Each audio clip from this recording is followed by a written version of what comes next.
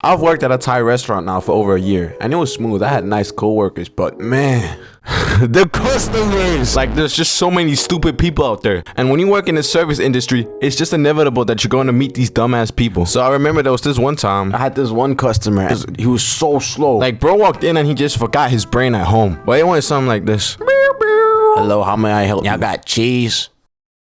Cheese? My brother, this is a Thai restaurant. What made you think we had cheese? Nah, that shit had me boiling, bro. Like, did we not make it clear enough for you? Like, bro, the first thing you see is like a bunch of wishy-washy drawings all over the walls. There's a Thai flag. There's brown people behind the counter.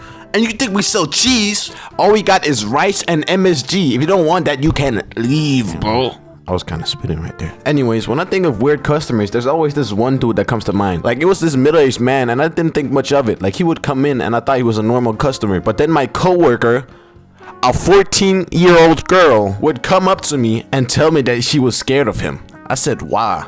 Because apparently he was really weird, and apparently he would call my coworker sweetheart, and he would also call him cute, which is just mad weird. So I told her, like, okay, I'll handle it. So I walk up to this dude and asked him what he would like to eat, and he was like, bro, he had the audacity to say, where's your coworker? You know, the girl that's a real sweetheart.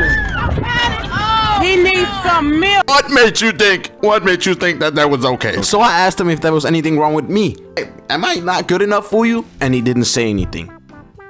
Yeah, that's what I thought. You don't want to mess with me, boy. But whenever you work in service, there's always going to be rude customers. And let me tell you, I didn't get a lot of those, actually. And you watching this video, I really want you to think, how often have you ever experienced, like, people creating a scene in public? Because it rarely happens. But I've had a few bad customers in the Thai restaurant, and I'll never forget those customers. So in the little town I lived at, there was this kind of Tour de France thing where there was a bunch of bicycles, right? Those whole streets were just packed with a bunch of people. So people would always come in and ask for the toilets, and I would politely decline because that's what I was told to do by my boss. Which is understandable because you got water bills to pay, etc., right? And there was this one dude that came in, and he asked to use the toilet, and I politely told him that you couldn't use it because it wasn't free, and he just did not take no for an answer. So he started screaming at me like it was my fault, and then my boss came out, and then they started screaming back and forth, and then he said word for word that he was going to piss on the building. And funnily enough, when he said that, we literally had signs outside on the building telling people not to piss on our restaurant.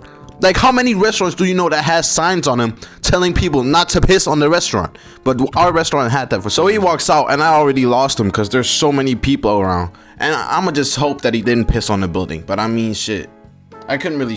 Yes, I would have punched the shit out of him, boy.